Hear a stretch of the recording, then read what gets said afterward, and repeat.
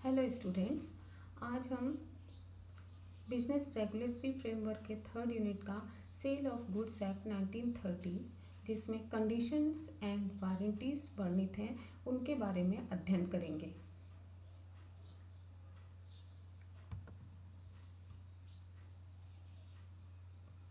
वस्तु विक्रय अधिनियम 1930 की धारा 4 में वस्तु विक्रय अनुबंध का वर्णन किया गया है। वस्तु विक्रय का अनुबंध एक ऐसा अनुबंध है जिसके द्वारा विक्रेता एक निश्चित मूल्य के बदले माल का स्वामित्व हस्तांतरित करता है अथवा हस्तांतरण करने का ठहराव करता है। इस प्रकार इस परिभाषा से स्पष्ट है कि वस्तु विक्रय अनुबंध में दो पक्षकार होते हैं। पहला क्रेता अर्थात खरीदने वाला, दूसरा विक्रेता अर्थात बेचने वाला। किसी विक्रय अनुबंध के माल से संबंधित जो बंधन होता है वह शर्त और आश्वासन के रूप में हो सकता है। इसी शर्त और आश्वासन के बारे में आज हम पढ़ने जा रहे हैं। डेफिनेशंस, कंडीशंस एंड वारंटीज की डेफिनेशन सेक्शन 12(2) और 12(3) में वर्णित है। शर्त के बारे में शर्त की डेफिनेशन है। शर्त एक ऐसा बंधन है जो अनुबंध के मुख्य आशय के लिए परम आवश्यक है और जिसका खंडन होने पर अनुबंध का परित्याग करने का अधिकार प्राप्त हो जाता है।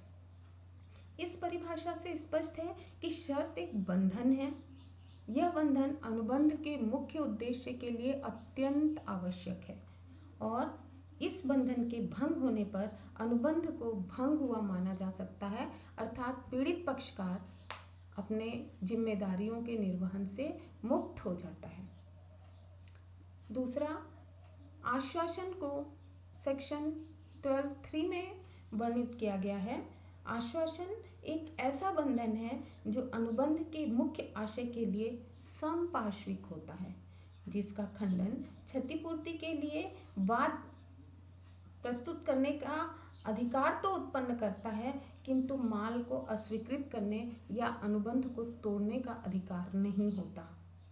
इस तरह से आश्वासन एक बंधन है जो अनुबंध के मुख्य उद्देश्य के लिए आवश्यक नहीं है, बल्कि वो समपार्श्विक है। और थर्ड है, आश्वासन के भंग होने की दशा में माल को अस्वीकार करने का अथवा अनुबंध को तोड़ने का अधिकार नहीं होता है। एक उदाहरण से इसको स्पष्ट करते हैं। मान लीजिए कि अ के पास एक स्कूटर है और वो ब को उसको 5,000 रुपये में बेचने के लिए प्रस्ताव रखता है, तो ब कहता है कि यदि स्कूटर 2010 के बाद का या 2010 तक का निर्मित है तभी मैं उसे खरीदूंगा। बाद में ये पता चलता है कि वो स्कूटर 2003 का था। ऐसी दशा में ब स्कूटर खरीदने से इनकार कर सकता है क्योंकि ये शर्त थी और शर्त को भंग हुआ माना जाएगा। एक दूसरे उदाहरण द्वारा देखते हैं। अ ब से अनुबंध करता है कि तुम्हारा स्कूटर अगर अच्छी और चालू हालत में होगा तो मैं उसे 5,000 रुपये में खरीद लूँगा। अब अनुबंध के निष्पादन के समय पता चलता है कि स्कूटर चालू हालत में तो है पर वो अच्छी हालत में नहीं है, अर्थात उसका पेंट उखड़ा हुआ है या जो भी है, ऐसा कुछ उसके साथ वो बहुत अच्छी हालत में नहीं दिख रहा था। तो ऐसी कंडीशन में इसको आश्वासन माना जाता है और आश्वासन में स्कूटर चल रहा है, काम तो ठीक कर रहा है, पर वो देखने में सुंदर नहीं है, इसलिए इसको आश्वासन माना गया और यहाँ पर क्षतिपूर्ति प्राप्त करने का अधिकारी है वह, बट वो उस अनुबंध को, उस कॉन्ट्रैक्ट को भंग नहीं कर सकता, तोड़ नहीं सकता। तो ये तो थी आपको शर्त और आश्वासन की परिभाषा और उसकी विशेषता। अब हम देखते हैं कि शर्त और आश्वासन में अंतर क्या है। शर्त और आश्वासन में शर्त अनुबंध के मुख्य आशय की पूर्ति के लिए परम आवश्यक है। ये मुख्य condition is a stipulation in a contract which is essential to make purpose of contract, warranty या आश्वासन या अनुबंध के मुख्य आशय की पूर्ति के लिए समपार्श्विक है या उसकी सहायक है, हम कह सकते हैं। A warranty is a stipulation which is only collateral or subsidiary to the main purpose of the contract. Second जो main difference है, a breach of contract condition gives aggrieved party a right to sue for damage as well as the right to repudiate the contract. अर्थात शर्त भंग करने की दशा में पीड़ित पक्षकार को अनुबंध समाप्त करने का अधिकार होता है, जबकि आश्वासन भंग करने की दशा में पीड़ित पक्षकार को केवल क्षतिपूर्ति प्राप्त करने का अधिकार होता है, अनुबंध भंग करने का अधिकार नहीं होता। The contract can't be repudiated. Third, कुछ सर्कमस्टेंसेस में शर्त भंग होने की दशा में पीड़ित पक्षकार को अनुबंध के निष्पादन से मुक्ति मिल जाती है और आश्वासन भंग होने की दशा में पीड़ित पक्षकार को अनुबंध के निष्पादन से मुक्ति नहीं मिलती है। कुछ ऐसी कंडीशन होती है जहाँ पे शर्त भंग होने पर उसको आश्वासन भंग मान लिया जाता है और उस अनुबंध को कंटिन्यू किया जाता है, परंतु आश्वासन भंग होने पर ऐसा कोई उपचार नहीं है।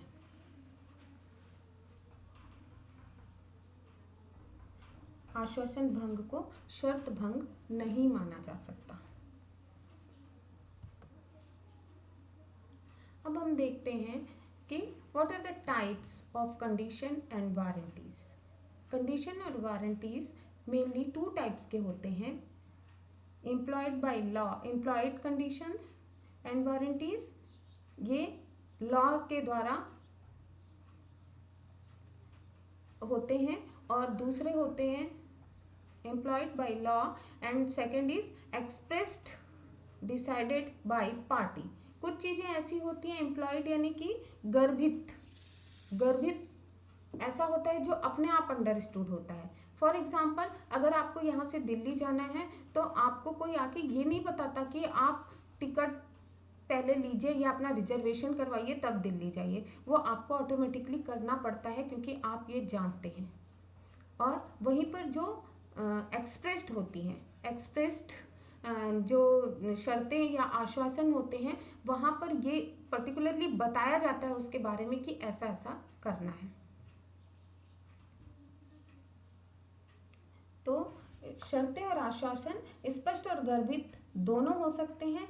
हम जब संबंधित पक्षकार स्पष्ट रूप से उसका वर्णन करते हैं तो वो स्पष्ट यानी कि एक्सप्रेस्ड कंडीशंस और वारंटीज हो सकते हैं। स्पष्ट शर्तें तथा स्पष्ट आश्वासन लिखित या मौखिक दोनों रूप का हो सकता है। इसके विपरीत गर्भित शर्तें तथा गर्भित आश्वासन वे होते हैं जिनका लिखित या मौखिक रूप से वर्णन किया जाना अनिवार्य नहीं होता, वे स्वतः ही लागू होते हैं, स्वतः ही अनुबंध पर लागू होते हैं। अब हम देखते हैं एम्प्लॉयड शर्तें, एम्प्लॉयड कंडीशंस या गर्भित शर्तें। इसमें कुछ पॉइंट्स महत्वपूर्ण हैं। निम्नलिखित शर्तें विक्रय अनुबंध में कुछ शर्तें जो होती हैं वो महत्वपूर्ण होती हैं। जैसे पहला पॉइंट है माल के स्वत्व अथवा अधिकार संबंधी शर्तें, कंडीशंस एज टू टाइटल। प्रत्येक विक्रय अनुबंध में जबकि अनुबंध की परिस्थितियों से कोई विपरीत प्रकार का आशय प्रकट ना हो तो यह गर्भित शर्त होती है, और शर्त रहती है कि विक्रेता को विक्रय की दशा में माल बेचने का अधिकार प्राप्त है, और दूसरा विक्रय के ठहराव की दशा में स्वामित्व के हस्तांतरण के समय माल को बेचने का अधिकार प्राप्त है। और ये इसका वर्णन धारा 14A में किया गया है। एक केस लॉ से इसको समझते हैं। मान लीजिए कि अ ने ब से एक कार खरीदी। ब इस कार पर ब की ये अपनी कार नहीं थी, उसने कहीं से उसको चोरी की थी और उसने अ को उसे बेच दिया। अ 6 महीने तक उसका उपयोग करता है। बाद में पता चलता है कि वह कार चोरी की है और अ को उसके वास्तविक स्वामी को उसे लौटाना पड़ता है। तो यहाँ पर न्यायालय ने ये निर्णय दिया था कि यद्यपि अ ने 6 महीने तक मोटर कार का प्रयोग किया, फिर भी वह ब से मोटर कार की पूरी रकम प्राप्त करने का अधिकारी है, क्योंकि यहाँ पर अधिकार संबंधी शर्त का खंडन हुआ था। किसी भी विक्रय अनुबंध के लिए ये आवश्यक है कि जिस वस्तु को बेचा जा रहा है विक्रेता का उसके ऊपर पूर्ण अधिकार होना चाहिए। दूसरा, वर्णन द्वारा विक्रय के संबंध में as to sale by description. जहां वर्णन द्वारा विक्रय का अनुबंध होता है वहां पर यह गर्भित शर्त होती है कि माल वर्णन से मेल खाएगा और दूसरा, माल का विक्रय नमूने या वर्णन के द्वारा किया गया हो। तो केवल यह पर्याप्त नहीं होता कि अधिकांश माल नमूने से मेल खा रहा है, अर्थात जो नमूने के लिए माल दिया गया था उसका वो माल और जो उसके बारे में वर्णन किया गया था दोनों का मेल खाना आवश्यक है।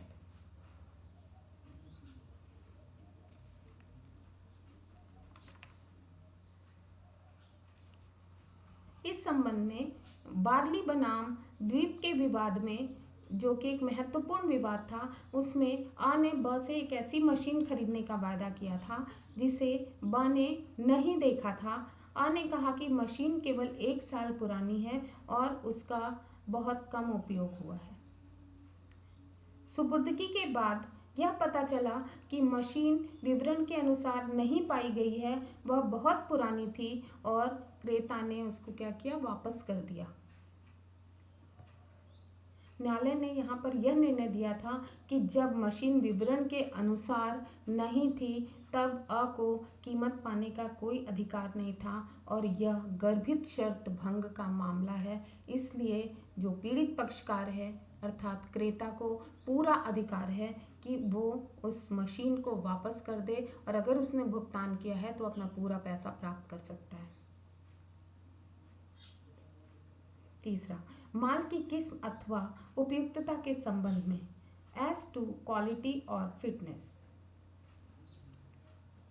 माल की किस्म अथवा उपयुक्तता के संबंध में यही कहा जा सकता है कि यहाँ पर क्रेता की सावधानी का सिद्धांत कैविएट एम्प्टर या बायर बीवेयर लागू होता है। आइए देखते हैं क्रेता की सावधानी का सिद्धांत क्या है।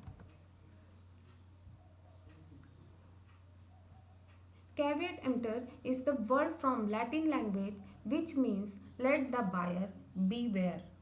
विक्रय अनुबंध में ये माना जाता है कि क्रेता को स्वतः इतना जागरूक होना है कि वह क्या खरीद रहा है, किससे खरीद रहा है, कैसे खरीद रहा है, किस मूल्य पे खरीद रहा है, इस सब के बारे में उसको पूरी जानकारी हो और वो बिना किसी दबाव के अपने जो प्रस्ताव रखा गया था उसको स्वीकृत करे या उसके बारे में स्वीकृति दे।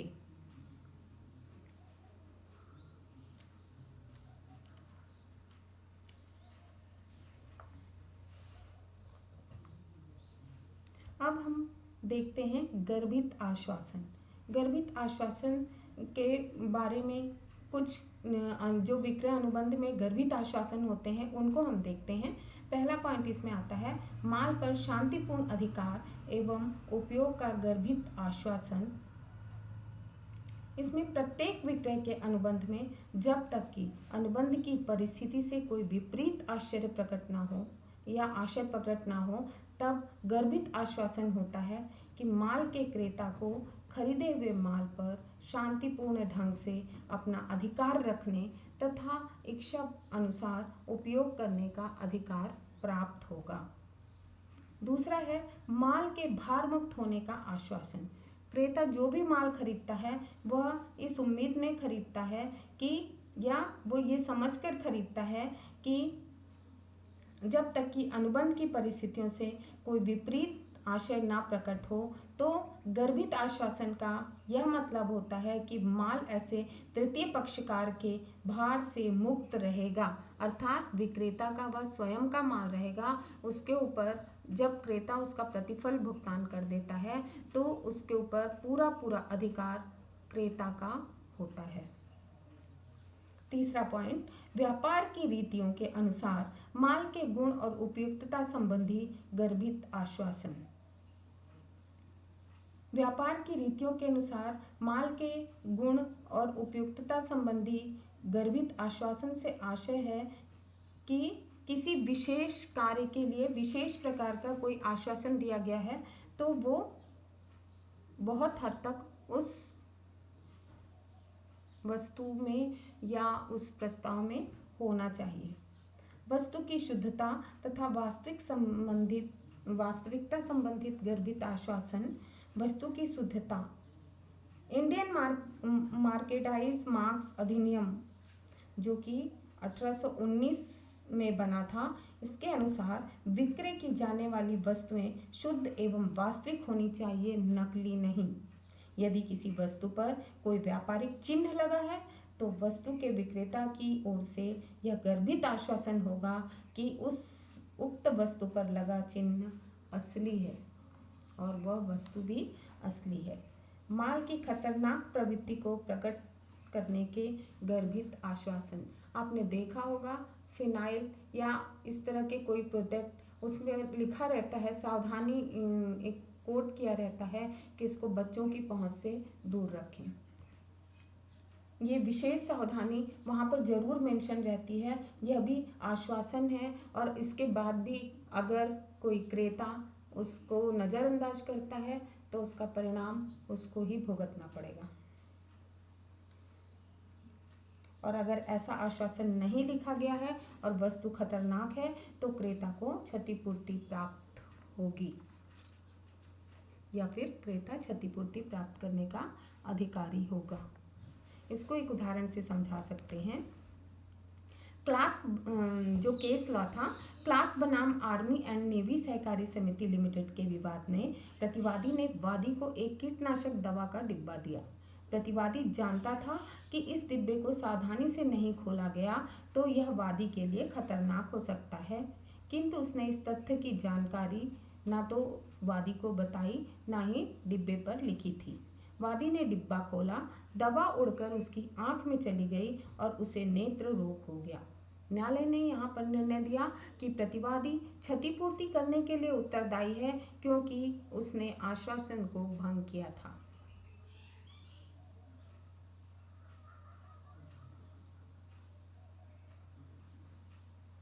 अब थोड़ा सा डिस्कशन क्रेता सावधानी के सिद्धांत पर हो जाए।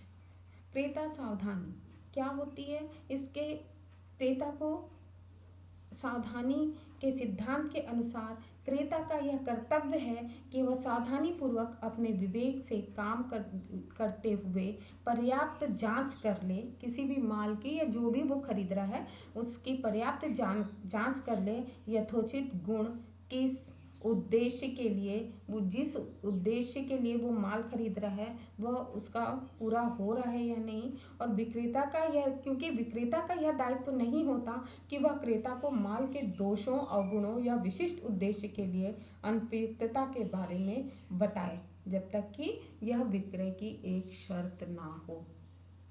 अब इसके कुछ अपवाद होते हैं। अपवाद को हम देखते हैं। विक्रेता को उद्देश्य प्रकट करने की दशा में यदि क्रेता विक्रेता की किसी वस्तु को क्रय करने से पूर्व ही उस वस्तु को खरीदने के अपने उद्देश्य को स्पष्ट या गर्भित रूप से प्रकट कर देता है कि वह उसको क्यों खरीद रहा है, तो यहाँ पर क्रेता सावधानी का सिद्धांत लागू नहीं होगा। दूसरा, वर्णन द्वारा विक्रय की दशा में यदि माल का विक्रय वर्णन के द्वारा हुआ है तो यह गर्भित शर्त है कि माल के वर्णन के अनुसार ही माल होगा। अगर माल के वर्णन के अनुसार माल नहीं हुआ तो यहाँ पर क्रेता को क्षतिपूर्ति का अधिकार प्राप्त होगा या उसको अनुबंध को भंग करने का अधिकार प्राप्त होगा। और यहाँ पर इस दशा में क्रेता सावधानी का सिद्धांत लागू नहीं होता। तीसरा, व्यापार की रीति या परंपरा की दशा में यूसेज ऑफ ट्रेड। कुछ अनुबंध में व्यापार की रीति रिवाज या परंपरा के अनुसार माल की किस्म और उपयुक्तता की शर्त हो सकती है।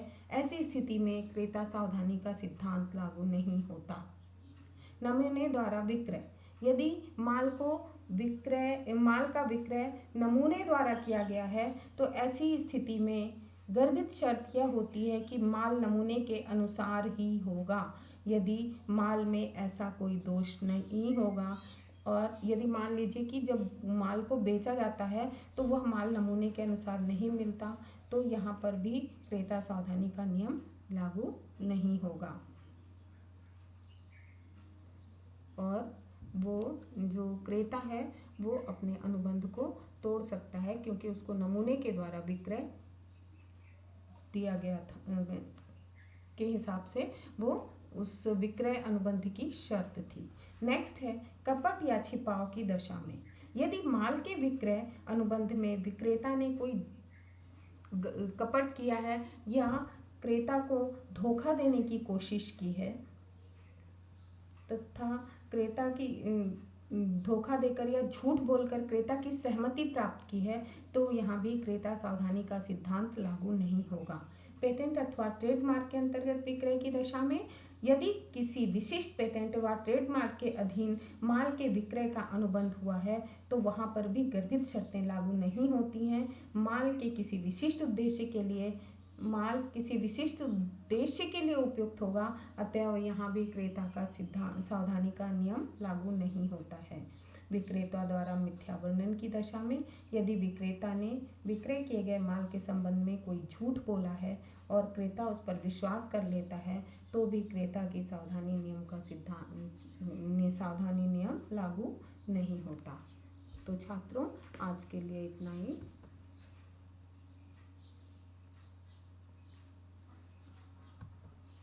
Thank you. घर पर रहिए और सुरक्षित रहिए।